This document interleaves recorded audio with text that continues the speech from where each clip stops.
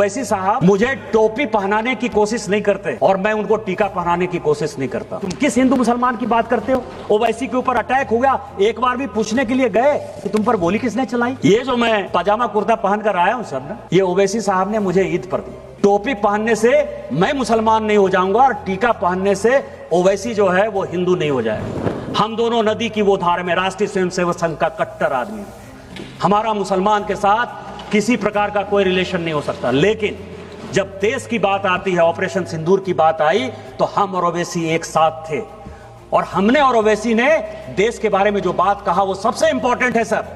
कि जब सऊदी अरब हम लोग पहुंचे और वहां का विदेश मंत्री जब हम लोगों को कहा कि आपको पाकिस्तान के साथ बात करनी चाहिए और ओवैसी जब उसको समझाने में नाकामयाब हो गए तो उन्होंने कहा कि निशिकांत जी आपको बोलना चाहिए।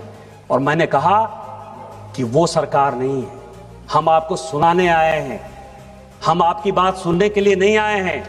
मनमोहन सिंह नहीं है हम कि 2008 में मुंबई बम ब्लास्ट हो गया और आपके कहने पर इसी सऊदी अरब के दबाव में, इसी अमेरिका के दबाव में, शर्म अल शेख में आपने जाकर समझौता कर लिया, एग्रीमेंट हो गया। पहली बार भारत सरकार ने कॉम्प्रोमाइज करते हुए यह बता दिया कि बलूचिस्तान में जो कुछ हो रहा है वो भारत सरकार का उसमें योगदान है। हम वो घटिया आदमी नहीं हैं। यदि हमारे आदमी को आपने मारा है तो हम मारेंगे। आपको पाकिस्तान को समझाना है तो समझाइए।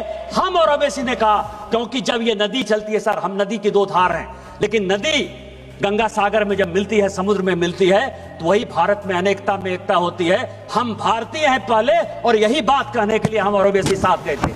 2014 से लेकर 2026 तक, सुनने वाली बात है, 2014 से लेकर 2026 तक राहुल गांधी ने 260 विदेश यात्रा की है सर। एक दो नहीं, 260। अब आपको मैं बता रहा हूं कि गांधी फैमिली का कोई बिजनेस नहीं है सर। किताब की रॉयल्टी से जो पैसा आता होगा, इसके अलावा कोई बिजनेस नहीं है। ये 260 यात्रा किसने स्पॉन्सर की? Leader of the propaganda. जब एक इग्नोरेंट आदमी एरोगेंस का शिकार हो जाए तो हमारे हिंदी में एक कहावत है कि फटा पोस्टर निकला हीरो। या लीडर ऑफ प्रोपगंडा इस तरह की हरकतें क्यों करते? 95 चुनाव हार चुके, 95 चुनाव हार चुके, मीडिया उनको सीरियसली नहीं ले रहा है, देश उनको सीरियसली नहीं ले रहा है। हालत क्या हो गई है कि आप ये समझिए कि जब सोनिया जी ने इस पार्टी को छोड़ा तो 206 उनके लोकसभा के सांसद थे सर। जब राहुल गांधी जी के बाद ये पार्टी गई तो वो 44 पे चली गई। दूसरा जब चुनाव आया तो 50 पर चली गई। इसके बाद सोनिया जी को लगा कि अकेले से नहीं हो पाएगा, तो पार्टी एकदम खत्म ही कर देगा। तो प्रियंका गांधी को उन्होंने जो है उसके साथ भेज दिया। तो अभी 99 सीट पर जो है पहुंच गए सर। इसके बाद जो है वो फिर से खत्म होने के कगार पर हैं।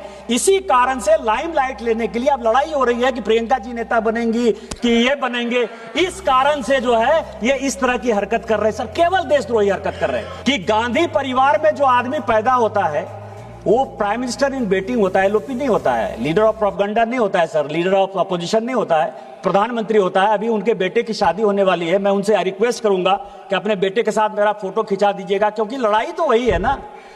वो राजा है सर, हम रंक है। गांधी परिवार में कोई पैदा हो गया, उसको इस देश पर राज करने का अधिकार है। नेहरू जी देश के पहले प्रधानमंत्री थे, राहुल गांधी और प्रियंका गांधी के रिश्तेदार होंगे, लेकिन देश के पहले प्रधानमंत्री को कोट करने का अधिकार, उनके गलतियों को बताने का अधिकार मेरा है। वो देश के पहले प्रधानमंत्री थे। कि राहुल गांधी जी और प्रियंका गांधी जी नेहरू परिवार के यहां सदस्य यहां बैठते हैं, आपको बड़ा पीड़ा हुआ। मौत का सौदागर प्रधानमंत्री हत्यारा है, चौकीदार चोर है, प्रधानमंत्री चोर है, डकैत है, देश को बेच दिया। लीडर ऑफ द अपोजिशन इतनी बातें बोलता रहा, आपको शर्म नहीं आती है? यदि नरेंद्र मोदी को कोई बच्चा नहीं है तो क्या उनको डिफेंड करने वाला कोई नहीं है? वो भारतीय जनता पार्टी के नेता हैं और इस देश के प्रधानमंत्री हैं। एक नहीं 1000 बार यदि बोलना पड़ेगा तो हम बोलेंगे। और मैंने क्या कहा सर? मौत का सौदागर सोनिया जी ने on the floor of the house का है, हत्यारा उन्होंने on the floor of the house का है।